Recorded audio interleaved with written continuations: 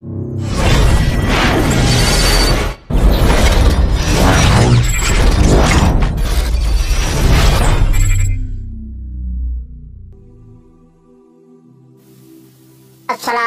warahmatullahi wabarakatuh. Alhamdulillahilladzi hadana lihada wa ma kunna linahtadiya laula an hadanallah. Asyhadu alla ilaha illallah wahdahu la syarikalah wa asyhadu anna Muhammadan abduhu wa rasuluhu la nabiyya ba'da. Puji syukur kepada Allah Subhanahu wa taala yang telah menjumpakan kita kembali di kesempatan yang berbahagia ini, yaitu kita dapat berjumpa lagi di channel kesayangan kita, channel yang insya Allah akan terus bersama-sama dengan Anda menyerukan kebenaran agama Islam dan membongkar tipu daya busuk kaum kafir dan juga membentengi umat dari upaya pemurtadan. Saudaraku yang dimuliakan Allah dimanapun Anda berada, dalam kesempatan ini saya ingin menampilkan sebuah debat. Nah, bagaimana video selanjutnya nanti kita saksikan bersama-sama. Saya juga belum mendengarkan ya. Nanti kita simak bersama-sama sampai selesai. Mudah-mudahan kita tidak gagal paham. Nah, sebelum dilanjut, saya ucapkan terima kasih kepada para pendukung channel ini yang sudah berperan serta ikut membentengi umat dari upaya pemurtadan. Dan yang baru saja bergabung, jangan mau ketinggalan, ikut subscribe juga. Insya Allah dengan subscribe channel-channel dakwah Anda sudah ikut ambil bagian dalam dakwah, ikut membentengi umat dari upaya pemurtadan. Dan apabila dianggap bermanfaat, silahkan share melalui media sosial Anda, sehingga apa yang Anda ketahui diketahui juga oleh rekan-rekan Anda. Dan diklik tombol loncengnya supaya setiap saya upload video baru, Anda mendapatkan notifikasi dari video yang saya upload. Oke saudaraku, tak perlu panjang lebar, kita saksikan videonya ya sampai selesai. Selamat menyaksikan.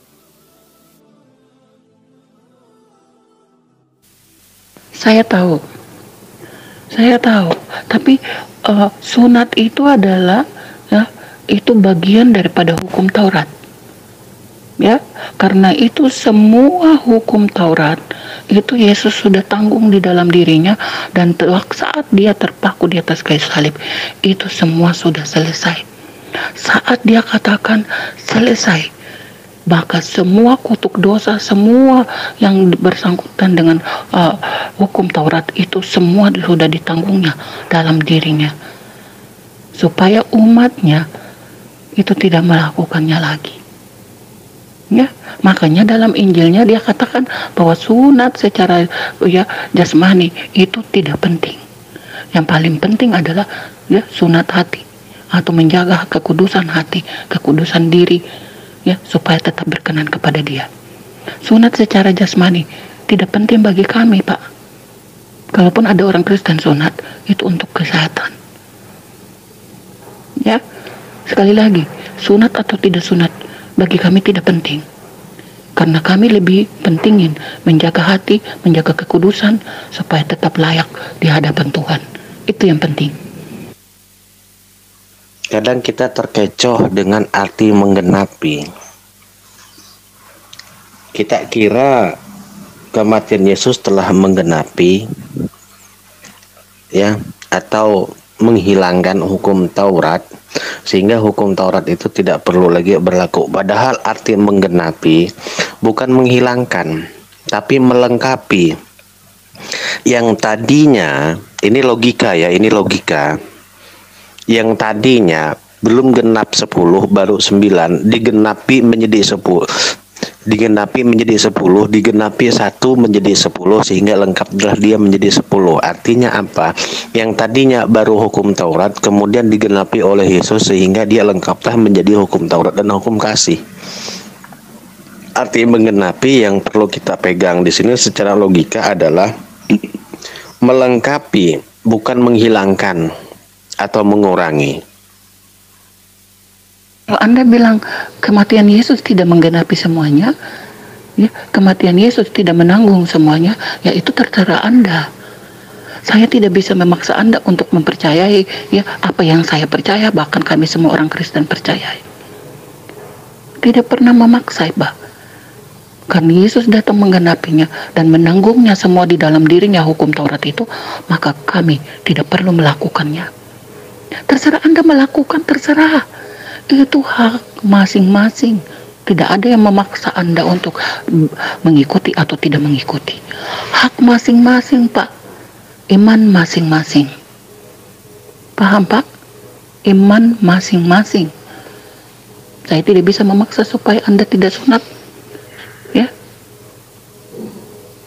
sunat atau tidak sunat tidak penting, titik. Nggak ada pakai koma. Baik, kita mulai dari kitab. Daripada kita cuman berasumsi, mending kita berdasarkan dalil, karena asumsi itu bebas saja, ya. Beropini, berasumsi itu bebas. Tapi kalau kita berdasarkan dalil, kita diikat oleh suatu dalil dan argumentasi kita kuat, dibenarkan oleh satu dalil, oleh dalil. Kita bukan debat kusir. Kalau debat kusir ya mending nggak usah debat. Kita mulai dari ayat kitab Kejadian pasal 17 ayat 3 sampai dengan 8. Lalu sujudlah Abraham dan Allah berfirman kepadanya, dari pihakku inilah perjanjianku dengan engkau akan menjadi bapa sejumlah bangsa besar. Sejumlah besar bangsa.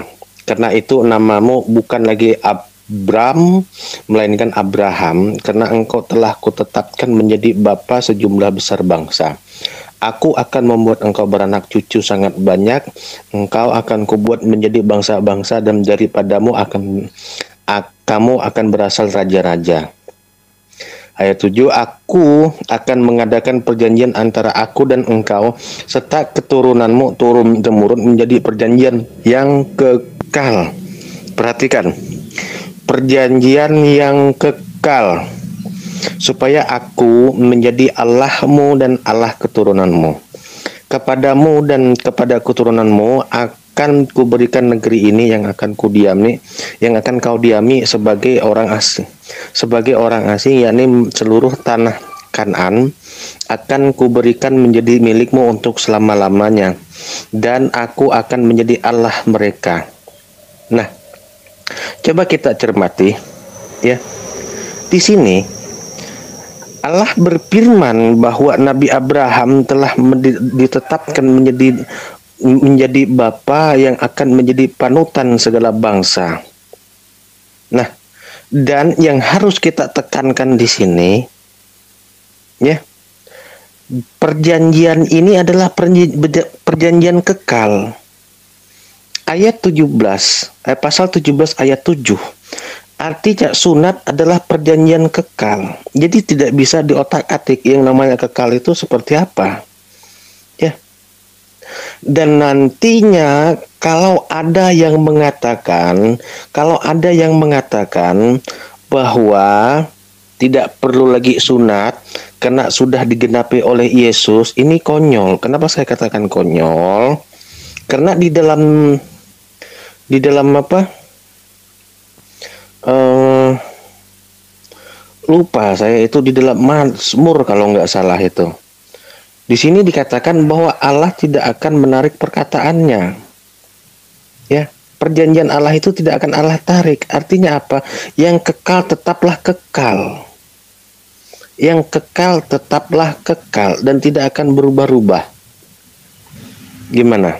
Saya rasa ini jelas kok.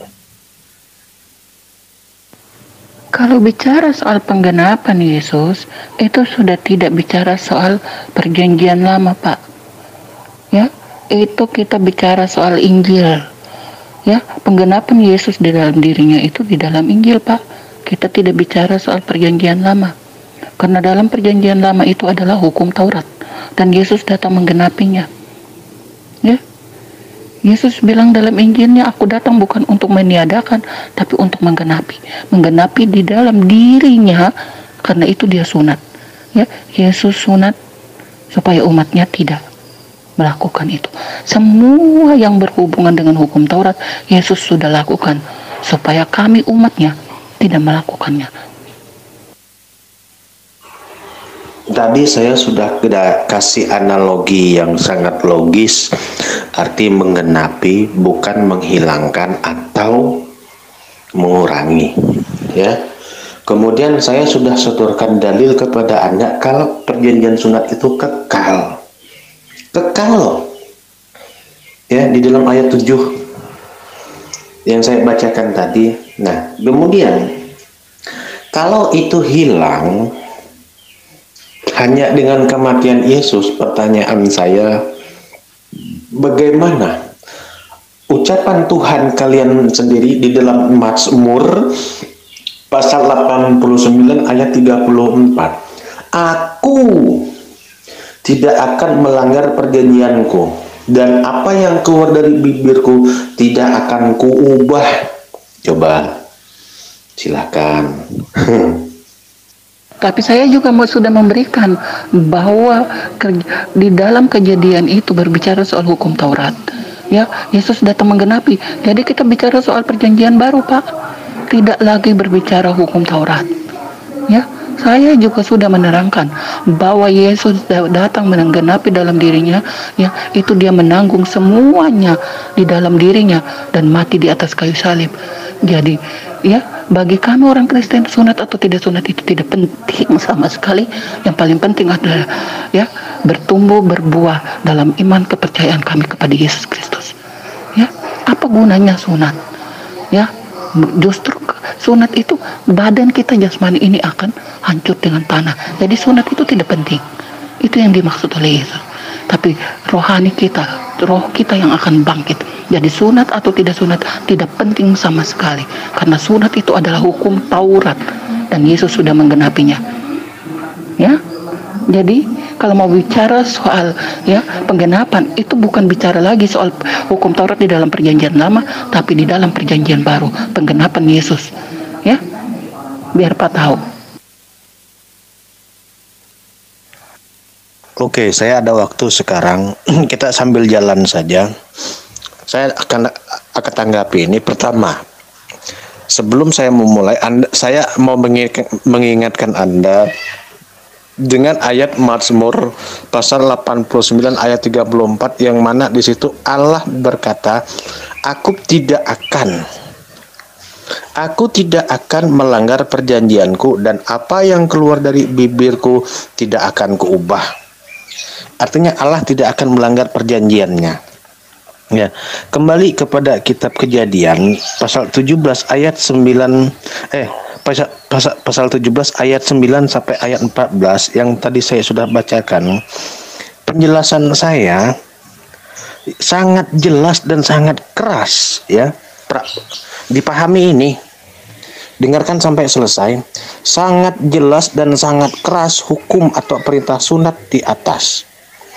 Ya, coba perhatikan kutipan dari bunyi ayat Kejadian 17 pasal 17 ayat 14. Betapa kerasnya Allah memberikan peringatan yang mana khitan tersebut adalah suatu kewajiban atau sunat. Ini adalah suatu kewajiban yang harus dilaksanakan bagi siapa saja. Ayatnya berbunyi seperti ini, dan orang yang tidak disunat, yakni laki-laki yang tidak dikerat kulit katannya, bukan dikerat kulit hatinya, tapi dikerat kulit katannya, maka orang itu harus dilenyapkan di antara orang-orang yang sebangsanya. Ia telah mengingkari perjanjianku. Kembali kepada yang dimana dikatakan di dalam perjanjian Allah tadi adalah perjanjian Allah dengan Abraham, yaitu kewajiban untuk sunat. Dan ingat pada Mazmur pasal 89 ayat 34 dikatakan, Aku tidak akan melanggar perjanjianku, dan apa yang keluar dari bibirku tidak akan kuubah. Artinya ini perjanjian kekal. Berikut dengan ancaman. Ya. Nah, sebagaimana yang telah Allah perintahkan pada ayat Kejadian itu yang saya sudah bacakan tadi, coba perhatikan Kejadian 17 pasal 12, anak yang berumur 8 hari haruslah disunat, yakni setiap laki-laki di antara kamu turun temurun, baik yang lahir di rumahmu maupun yang dibeli dengan uang dari seorang asing. Artinya tidak cuma dari bangsa Israel. Ayat ini Perhatikan, baik yang lahir di rumahmu maupun yang dibeli dengan uang dari salah seorang asing, tetapi tidak termasuk keturunanmu. Nah, sekarang bagaimana? Jelaskan bahwa perjanjian Allah ini kekal. Bahkan ada ancaman. Ancamannya sangat luar biasa sekali. Dan jangan Anda katakan kalau Yesus sudah mengagalkan perjanjian ini. Ini akan bertolak belakang dengan Mazmur pasal 89 ayat 34. Aku tidak akan melanggar perjanjianku, dan apa yang keluar dari bibirku tidak akan kuubah. Paham ya? Saya rasa kamu paham, hanya saja kamu pura-pura tidak paham. Heri, itu tidak bicara tentang sunat, Ri. Nggak ada hubungannya dengan sunat. Sunat itu sudah dibatalkan. Dan Elohim kamu tahu nggak isi perjanjian dari yang dibatalkan itu? Perjanjiannya itu batal. Jadi dia bukan Elohim yang melanggar perjanjian, tetapi bangsa Israel yang melanggar perjanjian. Perjanjiannya batal karena apa? Karena isi perjanjian, kalau kamu pergi kalau kamu pergi menyembah kepada bangsa lain, kepada Allah lain, perjanjiannya batal. Dan itu kan sudah dikerjakan, sudah dilanggar oleh bangsa Israel. Ya batal lah. Orang isi perjanjiannya begitu. Oke, perjanjiannya nggak salah, Elohim nggak salah, dia tidak melanggar perjanjian, tetapi yang melanggar siapa? Yang dalam perjanjian itu, yang melanggar siapa? Bangsa Israel. Oke, perjanjian yang pertama itu sudah batal, perjanjian kepada bangsa Israel, perjanjian kepada Abraham itu sudah nggak dipakai, sudah ada itu perjanjian yang baru. Oti mena, ingat. Di dalam ayat yang saya bacakan tadi kepada Helat, perjanjian Allah itu kekal. Kekal. Ya. Dan tidak mungkin perjanjian itu bisa dibatalkan. Karena apa? Karena di dalam Mazmur pasal 89 ayat 35 itu sudah kupotokan bahwa itu bersumber dari kitab yang ada di rumahku, kitab yang berada di rumahku sendiri. Ya, di situ dikatakan, aku tidak akan melanggar perjanjianku, dan apa yang keluar dari bibirku tidak akan kuubah. Bagaimana Anda mau katakan perjanjian itu sudah batal, dan bagaimana Anda katakan perjanjian itu sudah tidak berlaku lagi hanya dengan kedatangan Yesus? Ya. Bagaimana ini? Artinya Anda melanggar apa yang tercatat di dalam dalil Bible Anda sendiri. Google, ya, silakan buka sendiri, ya, dari pasal Matius pasal 5 dari ayat 17 sampai dengan 20. Perhatikan kalimat orang Farisi di ayat itu. Pertanyaan yang harus segera dijawab adalah, apakah orang-orang Farisi adalah keturunan bangsa Yahudi? Ya, dari hal tersebut berarti ada pula orang Farisi non Yahudi yang imannya benar, ya, yang imannya benar zaman dahulu, sehingga Yesus harus mengatakan untuk mencontohkan mereka dalam hal beragama. Dan penegasan tentang orang-orang Farisi sebagai tauladan dalam hal beragama tersebut dilakukan saat Yesus mengatakan dan menegaskan tidak akan menghapus satu iota atau satu titik pun untuk meniadakan hukum Taurat, dan larangan meniadakan hukum Taurat sekalipun yang paling kecil sampai hari kiamat. Artinya apa? Yesus tidak akan meniadakan hukum Taurat dan tidak akan meniadakan larangan hukum Taurat sampai kiamat. Ya. Jadi asumsi Anda ini nggak benar. Asumsi Anda ini membantah dalil Bible Anda sendiri. Disebutkan di situ, aku tidak akan melanggar. Jika melanggar, lenyap. Apa resikonya? Yesus mati. Kan sudah terbukti 2000 tahun yang lalu Yesus mati, sudah terbukti. Dia malah terkutuk karena melanggar hukum Taurat. Kan disebut melanggar hukum Taurat adalah lenyap, binasa. Ya, buktinya kan sudah 2000 tahun yang lalu bahwa Yesus adalah mati. Masa nggak paham-paham sih? Dibukalah pikirannya. Memang perjanjian suatu yang kekal itu harus ada risikonya. Risikonya apa? Yaitu apa upahnya, apa undang-undangnya, apa hukumnya. Berarti mati. Ya itu kan sudah terbukti mati 2000 tahun yang lalu.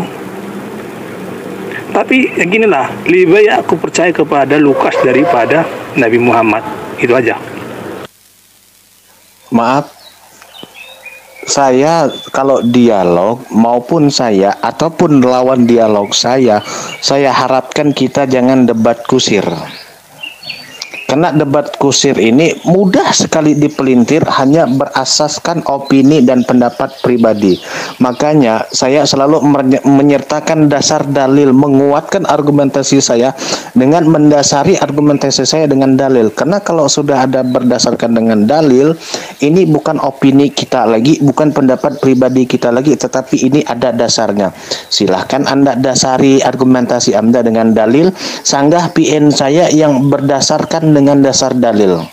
Saya tidak ladeni orang yang cuman berdebat-debat asumsi, dan sumber saya bukan Google, tapi saya sudah fotokan bahwa memang betul di depan saya ada Bible.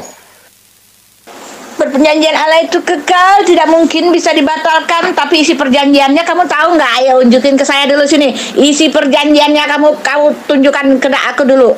Isi perjanjiannya itu bukan isi perjanjian kepada Abraham itu. Isi perjanjiannya kamu ini dulu dong. Kamu kasihkan aku dulu mana isi perjanjiannya. Kamu punya nggak? Jangan asal ngomong perjanjian Allah itu kekal. Ya, kalau dia melanggar itu kan dalam perjanjian itu dong. Harus perjanjian itu isinya apa? Tunjukkan dulu. Ayo, jangan-jangan kamu nggak tahu nih isinya. Yang saya baca, ya saya menyertakan dalil. Kita lagi bahas masalah dalil daripada kitab Kejadian. Kitab Kejadian pasal 17. Tadi saya bacakan secara konteks sudah. Ya. Nah, kita bahas masalah kitab Kejadian 17 ayat 9 sampai dengan 14. Apa isi daripada kitab Kejadian pasal 17 ayat 9 sampai dengan ayat 14? Di sini adalah perjanjian Abraham dengan Allah, yaitu tentang sunat. Ya. Nah, perjanjian Allah itu banyak. Salah satunya kita sedang membahas masalah perjanjian Allah dengan Abraham tentang sunat. Ingat, Anda harus ingat. Coba Anda baca ayat 14 daripada pasal 17. Dan orang-orang yang tidak disunat, yakni laki-laki yang tidak dikerat kulit katannya, bukan sunat rohani di sini, tapi sunat jasmani, kerat kulit katan. Emang hati punya kerat, emang hati punya kulub? Nggak ada kan? Nah, jangan diartikan secara rohani ya. Ini ayat menerangkan tentang jasmani. Ya, laki-laki yang tidak dikerat kulit katannya, maka orang itu harus dilenyapkan dari antara orang-orang sebangsanya. Ia telah mengingkari perjanjianku. Artinya kalau orang tidak sunat, artinya telah mengingkari perjanjian Allah. Ini perjanjian Allah kekal loh. Kekal. Nah, kalau kalian katakan perjanjian Allah itu sudah dibatalkan, bagaimana Anda memahami dalil kitab Mazmur yang saya bacakan tadi? Bagaimana? Di mana di dalam kitab Mazmur itu dikatakan perjanjian Allah tidak akan melanggar perjanjiannya. Salah satunya perjanjian sunat ini. Ya kan? Jelas kan?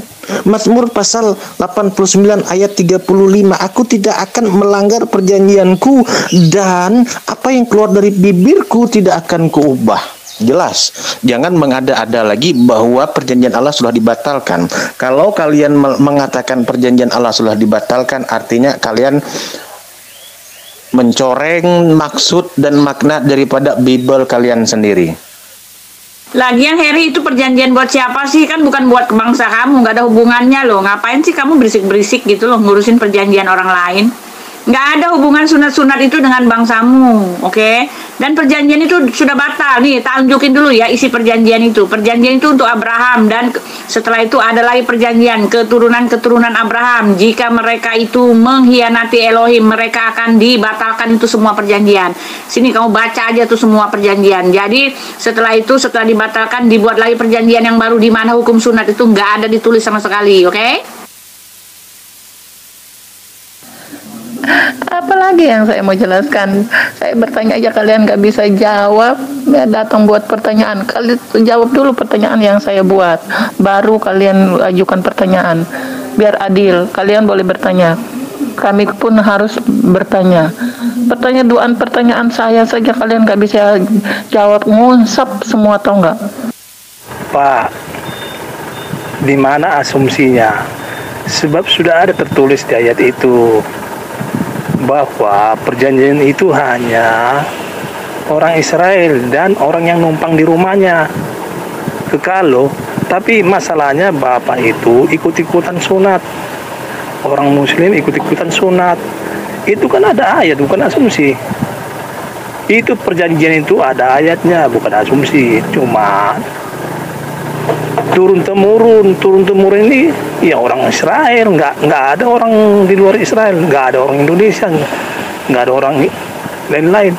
Cuma masalahnya Bapak kok ikut-ikutan, itu aja. Pak, Anda tidak baca Mazmur pasal 89 ayat 35, aku tidak akan melanggar perjanjianku dan apa yang keluar dari bibirku tidak akan kuubah. Tidak baca ayat itu kah? Ya, dalam hukum Taurat sunat wajib hukumnya, dan Yesus tidak membatalkan hukum Taurat. Yesus tidak menghilangkan hukum Taurat. Matius pasal 5 ayat 18, karena aku berkata kepadamu sesungguhnya selama belum lenyap langit dan bumi ini, satu iota atau satu titik pun tidak akan ditiadakan dari hukum Taurat sebelum semuanya terjadi. Pertanyaan saya sekarang, apakah sudah lenyap langit dan bumi? Belum. Artinya orang Kristen wajib mengimani hukum Taurat masih sampai sekarang, karena ya langit dan bumi masih belum lenyap. Paulus saja yang membatalkan hukum Taurat. Pertanyaan saya, kalian ini jemaat para pengikut para nabi kah atau jemaat pengikut Paulus? Gimana ini, Pak? Kemarin malam kamu sudah kukasih kesempatan 2 kali bertanya. Sekarang giliran aku bertanya, Anda katakan aku tidak bisa menjawab. Gini debat dengan Kristen, hanya mau bertanya dan takut untuk ditanya, begitu. Terus siapa yang mengubah ayat? Siapa yang mengubah? Ya, hanya asal bicara saja tapi tanpa cari tahu siapa yang mengubah ayatnya. Siapa yang mengubah apa yang keluar dari mulut Allah? Siapa?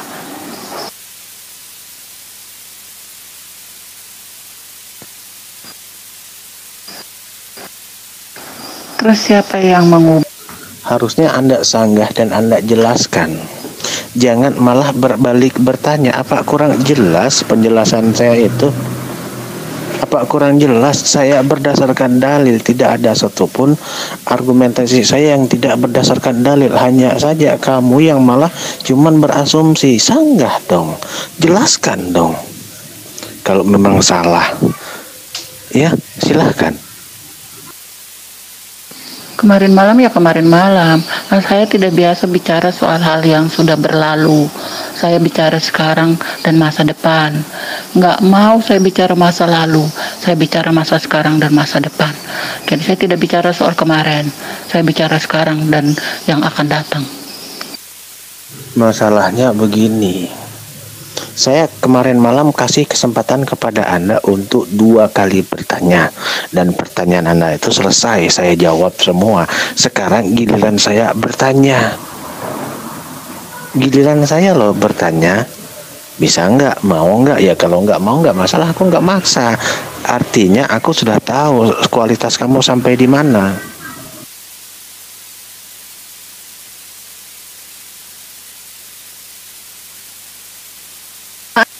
Anda jawab dulu, siapa yang mengubah perkataan Allah?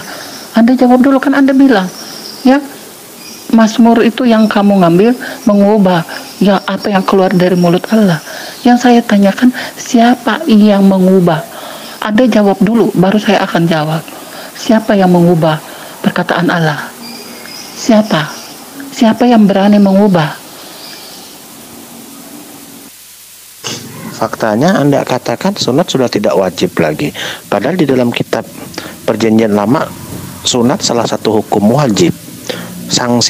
Sanksinya berat kalau melanggar hukum sunat. Ya, berat. Sanksinya berat. Nah, kalau Anda katakan sudah tidak berlaku lagi, sekarang dasar Anda mengatakan bahwa sunat sudah tidak berlaku lagi apa? Silakan dasari dengan dalil. Aduh, omongnya kemarin malam, bisa nggak ya bicara hal yang sekarang, nggak usah nyinggung hal yang kemarin malam. Paham nggak sih? Saya tidak pernah berbicara soal sesuatu yang sudah berlalu. Paham nggak lo? Ya, jadi nggak usah menyinggung ke hal kemarin malam. Sekarang, yang sekarang dibicarakan itu sekarang, bahwa perkataan Anda bahwa mengubah ya apa yang keluar dari mulut Allah. Pertanyaan saya, siapa yang mengubah? Itu yang Anda jelaskan. Nggak usah bicara soal kemarin. Paham nggak sih lo? Oke, nggak usah bahas yang kemarin malam. Karena kemarin malam aku punya bukti screenshot jawabanku, kamu tidak dengarkan. Begitu ya cara dialognya. Hebat. Anda bertanya tapi di saat dijawab Anda tidak dengarkan. Hebat, nggak masalah. Nah, sekarang gantian saya yang bertanya. Tuh pertanyaan saya sudah ada, silakan disanggah. Oke, nggak usah bahas. Aduh Tuhan, ngomong sunat lagi. I no comment ya. Itu sudah kemarin dan itu sudah berlalu. Saya tidak mau membahas itu. Saya hanya menjawab perkataanmu bahwa di dalam Mazmur itu ya, janganlah engkau mengubah perkataan yang keluar dari. Saya tanya, siapa yang mengubah? Itu yang lu jawab. Gak usah ngomong yang kemarin. Saya tidak menyinggung sunat sekarang. Yang saya tanyakan, lu katakan bahwa di Mazmur mengatakan bahwa mengubah perkataan Allah. Siapa yang mengubah? Itu yang lu jawab. Gak usah ngomong yang kemarin. Ya, karena sesuatu yang sudah lalu bagiku sudah lalu. Ya, bicaranya hanya sekarang. Kamu bertanya di mana yang dirubah. Saya sudah kasih bukti bahwa nyatanya kalian merubah. Yang tadinya wajib kalian katakan tidak wajib.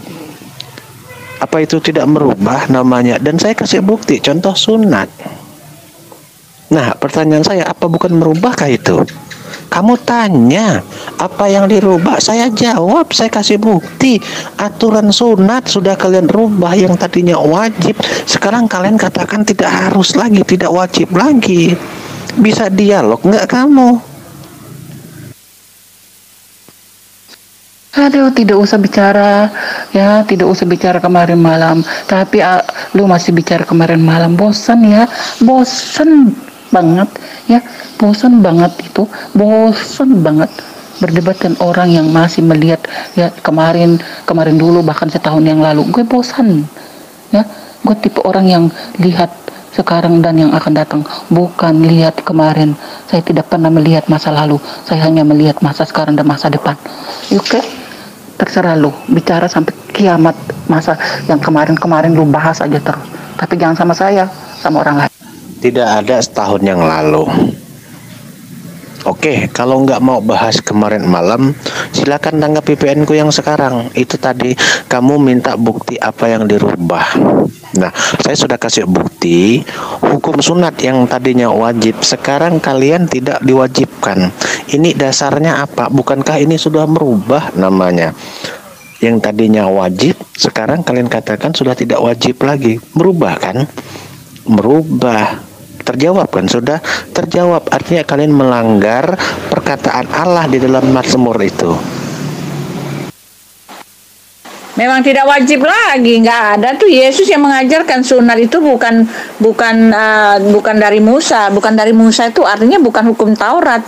Itu bukan hukum Taurat kok. Itu kan perjanjian antara Elohim dengan Abraham.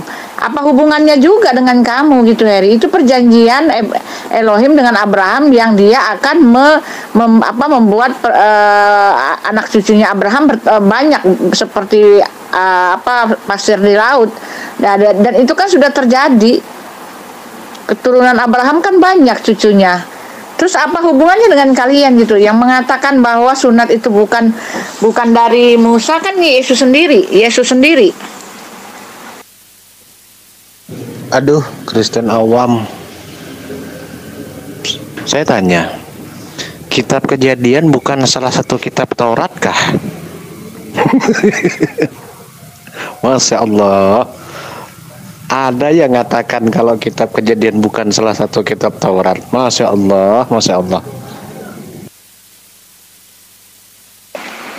Kata Yesus bro, bukan kata diriku. Aduh, tukang manipulasi nih si Harry ini.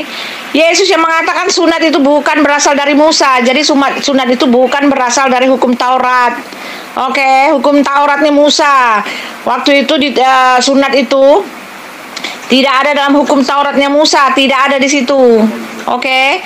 Hukum sunat itu diberikan untuk Abraham, perjanjian dari Elohim kepada anak cucu Abraham sebagai tanda perjanjian, ikatan perjanjian, bukan untuk Musa. Musa itu dia menurunkan hukum Taurat, dan hukum Taurat itu tidak ada hukum sunat menyunat. Yesus yang bilang, dan itu betul, oke? Mana dalilnya Yesus katakan kitab Kejadian bukan hukum Taurat, bukan salah satu dari hukum Taurat? Mana dalilnya? Saya lebih percaya dalil daripada omong kosong kamu. Jelas-jelas kitab Kejadian itu salah satu daripada kitab Taurat.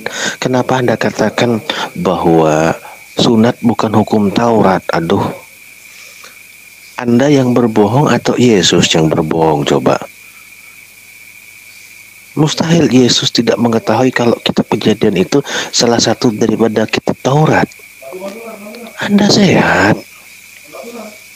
Jangan terlalu, aduh gimana ya. Sebetulnya Anda itu sadar kalau Anda sudah mengucapkan suatu kesalahan. Ya. Kesalahan Anda mengatakan kalau sunat bukan hukum Taurat. Sedangkan kitab Kejadian itu salah satu dari hukum Taurat.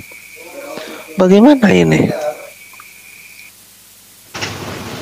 Berhubung dari tadi malam saya tunggu, dari tadi sore malahan saya tunggu nggak ada balasan lagi di kolom komentar saya, maka head to head ini akan saya tutup. Saya akan membuat closing statement bahwa ternyata apapun apologi Kristen tidak bisa membatalkan hukum Taurat, sedangkan Yesus saja mengatakan dia tidak pernah membatalkan hukum Taurat. Karena di dalam Matius pasal 5 ayat 18, karena aku berkata kepadamu sesungguhnya selama belum lenyap langit dan bumi ini, satu iota atau satu titik pun tidak akan ditiadakan dari hukum Taurat sebelum semuanya terjadi. Tanggapan konyol Utiwatimena, dia mengatakan kalau kitab Kejadian bukan salah satu perintah dari hukum Taurat. Makanya saya katakan dia Kristen awam. Baik, demikian dulu head to head kami, semoga bermanfaat. Yang baik silahkan diambil, yang buruk silahkan dibuang. Wassalamualaikum warahmatullahi taala wabarakatuh.